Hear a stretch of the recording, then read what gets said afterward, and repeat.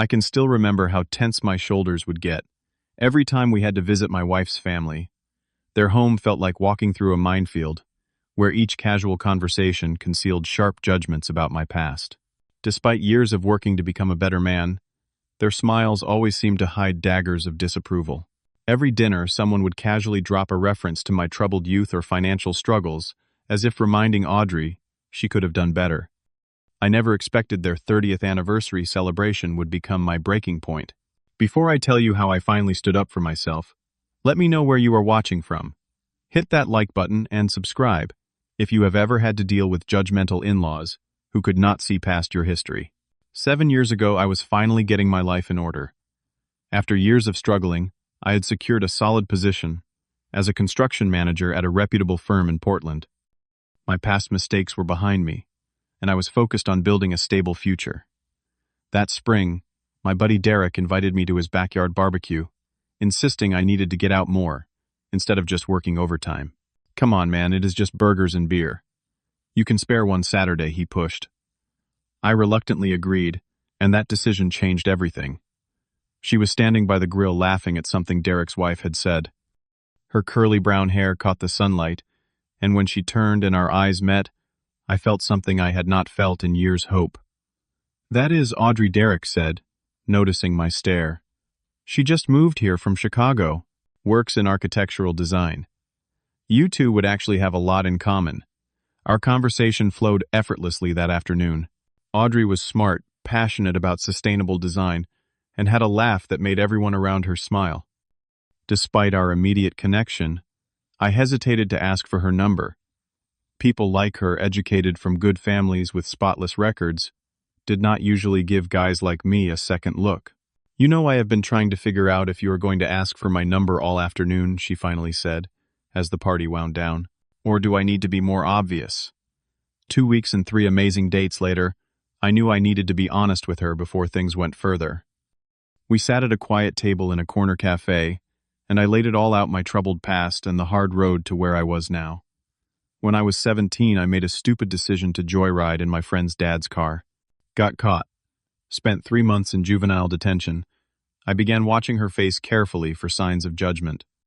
I continued through the list, dropping out of state college, after losing my academic scholarship due to excessive partying. The mountain of debt I accumulated in my early 20s, trying to impress the wrong crowd, and the year I spent, dependent on alcohol, to numb my sense of failure. It took hitting rock bottom at 25 to wake me up, I explained. I joined AA, got my contractor's license, worked entry-level jobs while paying off debt, and slowly rebuilt my life. I would understand if this changes things between us. Audrey reached across the table and took my hand. "Gage, everyone has a past. What matters to me is who you are now and the work you have done to get here. That takes real strength." Her acceptance was like oxygen to someone who had been holding their breath for years. Over the next 2 years, we built a relationship based on honesty, respect, and genuine love. Audrey saw me not just my mistakes, but the man I had become despite them. When I proposed on a hiking trail overlooking the Columbia River Gorge, the yes that tumbled from her lips made me feel invincible. It was only later that night, as we celebrated with champagne, that she mentioned her family. "My parents can be a bit traditional," she warned. "Dad worked his way up in banking, Mom runs the perfect household, and my brother Tyler followed Dad into finance. Just be yourself, and they will love you too." I should have recognized the concern behind her encouragement. Meeting the Tuckers for the first time at their immaculate suburban home, I was determined to make a good impression. James Tucker, tall and distinguished with silver temples, shook my hand firmly while assessing me with banker's eyes. "Construction management. Interesting choice. Did you study business in college?" he asked within the first 5 minutes. "Actually, I learned through apprenticeship and certification programs," I answered, feeling the first prick of inadequacy. Patricia Tucker, Audrey's mother, compensated with excessive enthusiasm. "How wonderful. So hands-on. We have always admired people who work with their hands, have we not?" James. Throughout that dinner, I noticed the family photographs prominently displayed, including several featuring Audrey with a tall, clean-cut man I later learned was her ex-boyfriend of 6 years, a cardiothoracic surgeon named Nathan. Tyler, Audrey's older brother, suggested after-dinner cards, with a competitive glint in his eye. Let us see how good you are at strategy, Gage. Audrey always said she needed someone who could keep up with her intellectually. I survived that first encounter relatively unscathed, but the engagement dinner 2 months later revealed the true undercurrent of the Tucker family's feelings toward me. James stood to offer a toast crystal glass raised to Audrey and Gage. When our daughter told us she was getting serious about someone new naturally, we had our concerns. Coming from different backgrounds can present challenges. He paused meaningfully. Especially when one partner has not had the advantage of completing higher education. But Gage has shown remarkable progress in establishing himself. To new beginnings. The words stung like alcohol on an open wound. Patricia followed up during dessert, leaning over to ask about our wedding timeline while Audrey was in the restroom. Have you considered a longer engagement, dear? It is just that stability is so important in a marriage. Audrey has always been impulsive, and we would hate to see her rush into anything permanent before you are truly settled. Tyler completed the trifecta by casually mentioning that Nathan had just completed a fellowship at Johns Hopkins. Crazy to think he and Audrey were almost engaged at one point. Life takes funny turns, right? I drove home that night with white knuckles on the steering wheel. Audrey reached over and squeezed my hand. They just need time to get to know you, she said softly. They were the same with all my boyfriends. But her eyes told a different story. She knew exactly what had happened. Over the next year, as we married in a modest ceremony and settled into our first home together, the pattern of subtle digs and undermining comments became a regular feature of our relationship with Audrey's family. Thanksgiving dinner turned into an interrogation about my 5-year career plan. At your age, Gage, I was already on track to become vice president, James commented while carving the turkey. But I suppose construction has a different trajectory. Christmas gift exchange brought awkward moments when I unwrapped financial self-help books from Patricia and a subscription to Business Insider from Tyler. Just thought you might want to broaden your horizons, Tyler explained with a smirk. Sunday family dinners became weekly trials. Each one featured some new way to remind me of my inadequacies or questionable past. James would invariably find ways to check in on my career progress, always with comparison to someone more successful. Howard's son-in-law just made partner at his law firm, he would say. Started from nothing too, but he really applied himself to higher education. Patricia was subtler but equally cutting.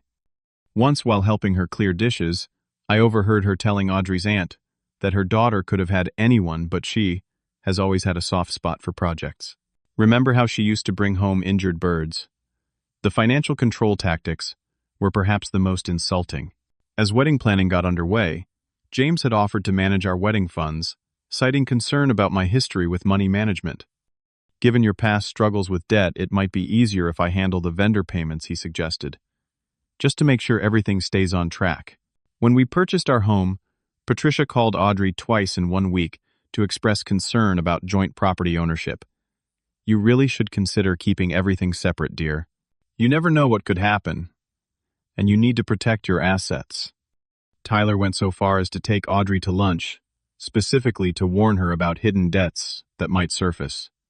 Guys like Gage often have financial skeletons, he told her. Have you run a thorough credit check? The constant undermining took its toll on our marriage. After each family visit, tension would hang between us like a storm cloud. Audrey was caught between loyalty to her parents and defending her husband. You do not understand how they are, she would say, after I expressed frustration. They have always been protective. It is not personal. How is questioning my financial history and bringing up your ex at every opportunity not personal? I would counter my patience wearing thin. We started couples therapy 6 months into our marriage primarily to navigate the toxic family dynamic. Our therapist, Dr. Winters, helped us establish boundaries and communication strategies, but the root of the problem remained unchanged. Your in-laws are using your past as a weapon because they feel threatened, she explained during one session. By keeping you in the role of reformed problem child, they maintain control over Audrey and the narrative of your relationship. The real turning point came unexpectedly at an industry conference in Seattle.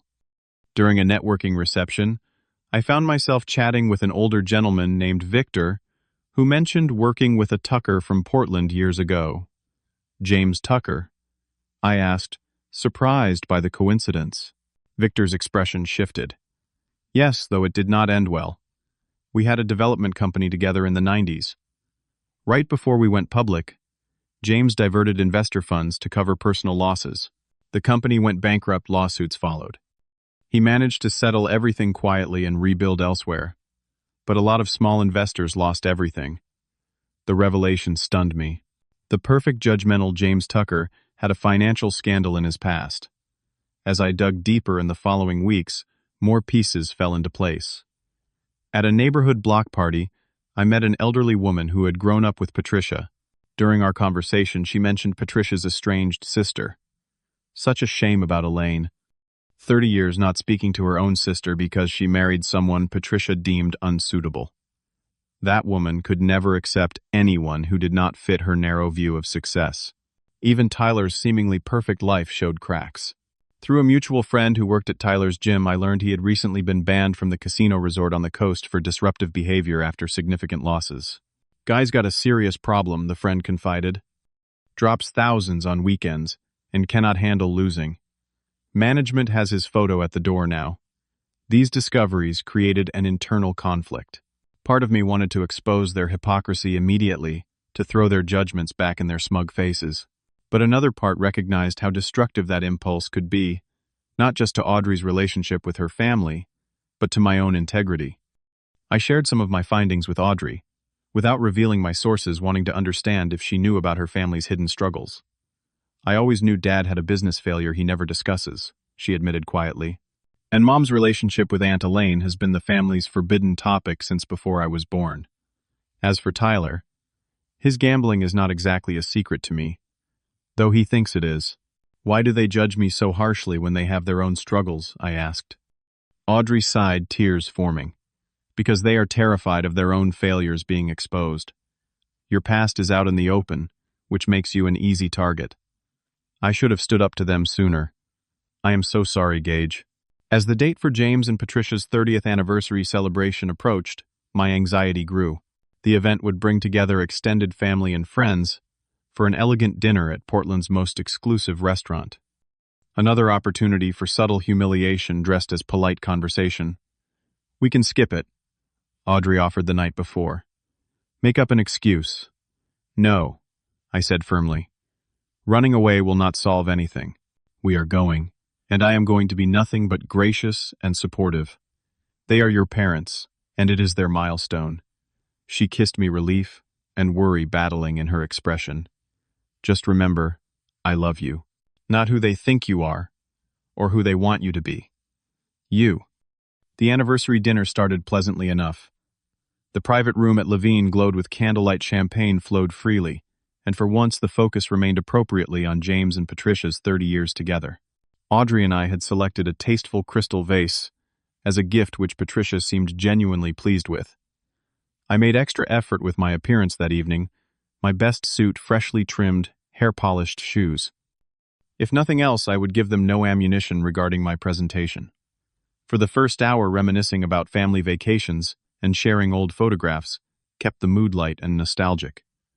Then came the toasts. James's brother went first, followed by Patricia's college roommate, then various friends. Each shared heartwarming stories of the couple's journey. When Tyler's turn came, I felt Audrey tense beside me. To my parents, who set the bar impossibly high, Tyler began, glass raised. You showed us what a proper marriage looks like, two people from similar backgrounds, equally committed to success and family values. Your example is why I have been so protective of who enters our family circle. He looked directly at me. Thankfully, Audrey finally found someone who is growing up and learning what it means to be worthy of the Tucker name. Maybe someday he will get all the way there. Polite laughter rippled through the room, but Audrey's hand found mine under the table and squeezed hard. James smiled proudly at his son's backhanded compliment, clearly pleased with the subtle jab. During the next course, Patricia cornered Audrey near the restrooms. I could not hear their conversation, but Audrey's face, when she returned, told me everything I needed to know. What did she say? I whispered. She asked if I was truly happy with my choices. Audrey replied, her voice tight. then suggested that you and I might be rushing into discussions about starting a family, given your impulsive nature. Before I could respond, Tyler's voice rose above the dinner conversation. "Hey everyone, look what popped up on my Facebook feed today." He turned his phone screen toward the table. "Nathan just got promoted to head of cardiothoracic surgery at Mayo Clinic. Remember him, Audrey? Your college sweetheart?" Several guests murmured congratulations, as if Nathan were somehow part of the family. Audrey stared at her plate, her cheeks flushed with embarrassment. The final straw came during dessert, when James leaned across the table toward us. "Patricia and I have been discussing setting up trust funds for future grandchildren," he announced. Of course, there would need to be certain controls in place. Given Gage's history, we would want to ensure proper financial management for our grandchildren's future. I excused myself, needing a moment alone, before I said something I would regret. Standing in the hallway, I took deep breaths and tried to center myself. My phone buzzed with a text from Audrey. "I am sorry. I cannot take this anymore either." The message crystallized something within me. This was not just about defending myself. It was about standing up for our marriage and showing Audrey I could handle this with dignity. Years ago, I might have stormed out or thrown accusations. Now I understood that true strength came from facing conflict with honesty and respect. When I returned to the table, a strange calm had settled over me. I caught Audrey's eye and gave her a reassuring nod. As the servers cleared dessert plates, I gently tapped my glass with a spoon. "I would like to offer a toast to James and Patricia," I said, standing. All eyes turned to me with surprise. I rarely spoke at these gatherings. 30 years of marriage is truly remarkable. It takes strength to weather life's challenges together, to face adversity, and emerge stronger. James nodded appreciatively, clearly not expecting this graciousness from me. "In the years I have known your family," I continued, "I have come to understand how important appearance and success are to you. You have made it abundantly clear that my background does not meet your standards. My juvenile record, my college dropout status, my financial struggles, and my time in recovery." The room grew uncomfortably silent. What puzzles me, though, is why these revelations about my past, which I have been honest about and worked hard to overcome, should matter more than the man I am today, especially coming from people with their own complicated histories. I looked directly at James.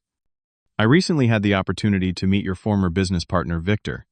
He shared quite a story about investor funds bankruptcy and lawsuits that were quietly settled. A past mistake that you have clearly moved beyond, just as I have moved beyond mine." James's face drained of color. Turning to Patricia, I continued calmly. "And Patricia, estrangement from a sister for 30 years, because she chose a partner you disapproved of, seems particularly relevant to our current situation. Elaine deserved better, just as Audrey deserves better than watching her mother repeat that pattern." Patricia's hand flew to her throat. "Tyler," I said, meeting his startled gaze, "your recent experiences at coastal casinos might give you some empathy for those who have faced addiction. Recovery is possible, as I can personally attest, but it starts with honesty." The silence in the room was deafening. I say this not to embarrass you, but to point out that we all have chapters in our stories we are not proud of. The difference is that I have been open about mine, while you have hidden yours behind judgment of others. My hope tonight is not just to celebrate your 30 years together, but to begin a more honest relationship moving forward, one based on mutual respect, rather than pretense. I raise my glass. To growth, forgiveness, and the courage to see people for who they are now, not for the mistakes in their past. I sat down, heart pounding. Despite my calm exterior, no one spoke. After a moment, I stood again. "Audrey, I will wait for you in the car whenever you are ready," I said quietly, then walked out with as much dignity as I could muster. In the car, a storm of emotions washed over me. Relief, worry, uncertainty. Had I just destroyed any chance of a relationship with Audrey's family? Would she be angry at my public revelation of family secrets? 10 minutes later, the passenger door opened, and Audrey slid in beside me. That was. She began, then stopped, searching for words. "Too much?" I asked, bracing for her disapproval. Instead, she took my face in her hands. "That was exactly what needed to be said. For years, I have watched them judge you while ignoring their own flaws. You stood up not just for yourself, but for us, and you did it with dignity. I have never been prouder to be your wife." We drove home in silence, the weight of years of judgment finally lifting from my shoulders. The fallout from the anniversary dinner was both better and worse than I expected. For a full week, we heard nothing from the Tucker family. No calls, no texts, not even their usual passive-aggressive emails with links to financial articles or home improvement suggestions. "Do you regret it?" Audrey asked one evening as we sat on our back porch. "No," I answered honestly, "but I regret that it came to that point. I should have addressed it sooner, more privately." She shook her head. "They would never have listened in private. You know that." Audrey confirmed that she had known pieces of her family's secrets: her father's business scandal, her mother's estrangement from Aunt Elaine, and Tyler's gambling problems. Growing up, we just never discussed these things. Appearance was everything, and imperfection was unacceptable. "That must have been exhausting," I said, understanding better why Audrey had been drawn to my openness about my flaws. "It was. I think that is why I fell in love with you. You never pretended to be perfect." We spent long evenings discussing how to move forward, whether reconciliation was possible, or even desirable. We agreed on one thing: any future relationship with her family would require new boundaries and mutual respect. A week after the dinner, Audrey's phone rang. It was James. "He wants to talk to both of us," she said, covering the microphone. "He says he and Mom would like to meet." James's voice sounded different on the phone, humbled, perhaps even nervous. He requested a family meeting to clear the air. After discussing it carefully, we agreed to meet at the park where Audrey had played as a child, neutral territory, with enough privacy for difficult conversations. When we arrived that Saturday, James, Patricia, and Tyler were already seated at a picnic table under a maple tree. Patricia's eyes were red-rimmed, and James looked like he had aged years in just days. Tyler stared at his hands, unable to make eye contact. An uncomfortable silence hung over us until James finally spoke. "Gage, what you said at the restaurant was accurate. I did lose investors' money through risky, unauthorized moves. I paid back what I could and settled the lawsuits, but people were hurt. I have spent 25 years trying to bury that failure rather than acknowledging it and making proper amends." Patricia dabbed at her eyes with a tissue. "My sister Elaine married a man I thought beneath her, a mechanic with no college education. I was cruel and judgmental. By the time I realized my mistake, the damage was done. When Audrey brought you home, all I could see were the superficial similarities, and I was terrified history would repeat itself." Tyler finally looked up. "The casino thing is worse than you know. I am $50,000 in debt. Been hiding it from everyone, even while judging you for financial problems you resolved years ago." The honesty was startling after years of pretense. Audrey reached for my hand as she addressed her family. "I love you all, but the way you have treated Gage, the constant judgment, the undermining, the comparisons to